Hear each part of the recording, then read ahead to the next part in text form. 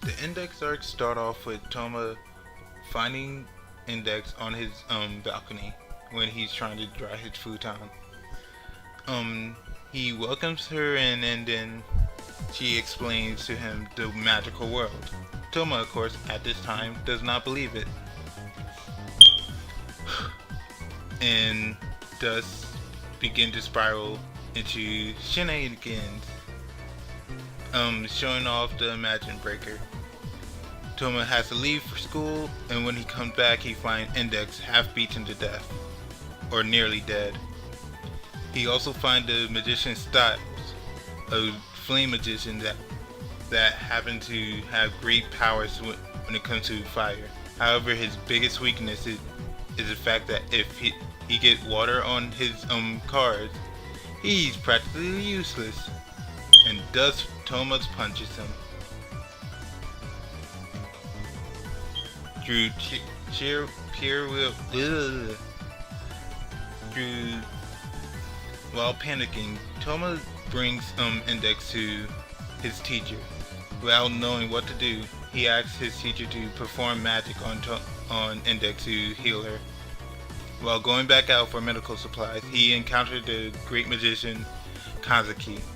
Kanzuki is trying to rescue Index as well as Toma. However, Toma fails in his fight against Kanzuki and is knocked out. Without any hope, Toma finds himself lost and then figures out the whole memory thing is a scam.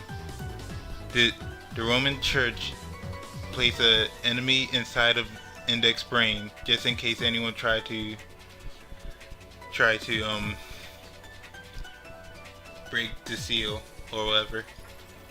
But however, Toma prevails at the end, saving Index from her fate. However, he is hit by one of the angel's wings and thus gains the amnesia for the rest of the series.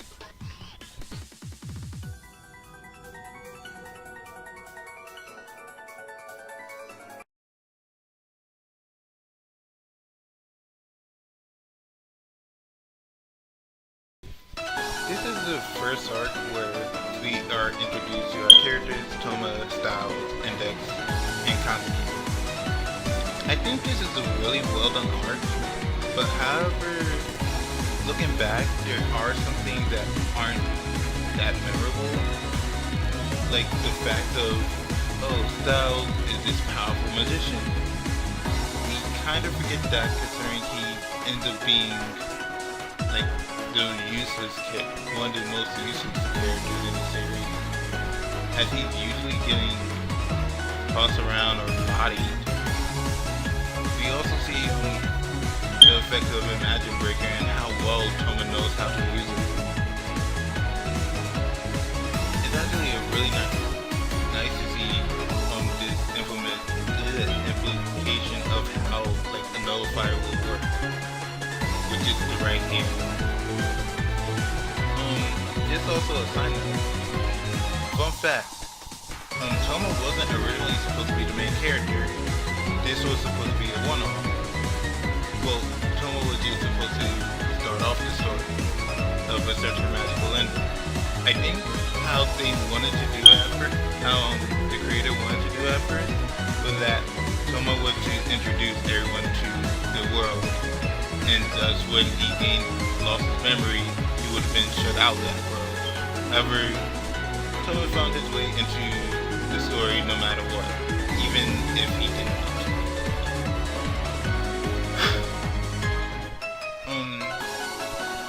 If there's any problem that I have with the arc, it's that how much Toma tries, how much Toma feels like how close he gets to Index in a matter of like a few days. It kind of makes me mad, but then I remember a lot of these arcs are only a day long, if not 3 days at most. Even if they feel like a whole month have passed or whatever, it's still just one day usually.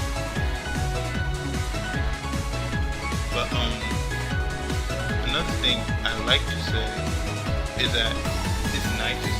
It's nice to see in the beginning that also in my playthrough I was a bit wrong. Kazuki never lost to Toma. However, she did get smacked around by Toma a lot, and it made her look really weak. I think another one of the problems with this arc is how weak they make Styles and Kazuki. Because Styles seems not that amazing compared to the many other characters we see later on in the series. And Kazuki, while the wires are extremely effective, is still kind of weak. Well, like the way her fighting style looks was really weak compared to a lot of the people we see now, is what I'm saying. And another problem is that as the series goes on, we get told, oh, these guys are amazingly strong. And Toma just easily beat these guys, and we also see them fail at many occasions. There's also the problem of Index, being that she is... I find her very annoying, as she will find any excuse to be a beggar or just be annoying.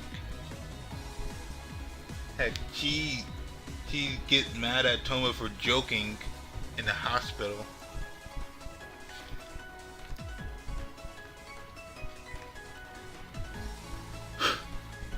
Even though he was telling the truth.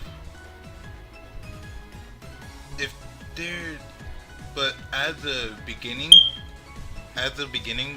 arc, I think this is a really good arc, and if you want to get into a certain magical index, then this is like, even, and it's silly for me to say, oh, you should start with the index arc, because it is a beginning arc.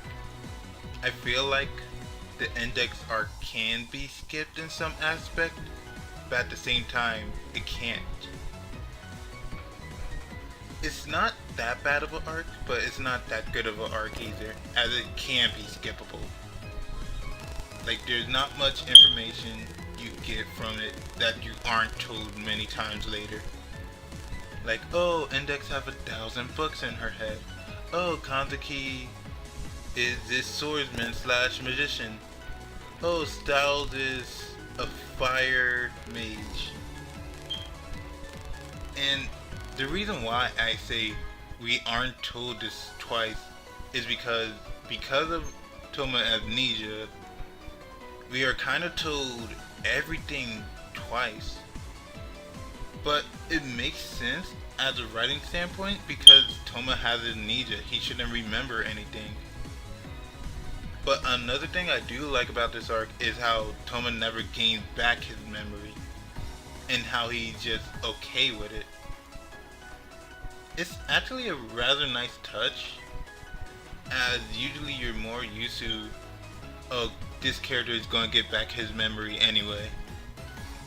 Excuse me. And usually, memories come back no matter what. However, Toma's memories have never come back, and plus he sometimes suffers from it. Like, he sometimes, like, in a later arc, which I will talk about, he sometimes wish he remembered and doesn't have to make other people suffer or say the wrong thing or worry about that kind of stuff. But overall, this was a good arc. And if you're wondering why I skipped the beginning part and some of the middle part where he's talking to Misaka, it's kind of not important. As well, Misaka's stuff will be covered in the next arc. But yeah, I just wanted to do this retrospective / summary. Hope you enjoyed and have a good day.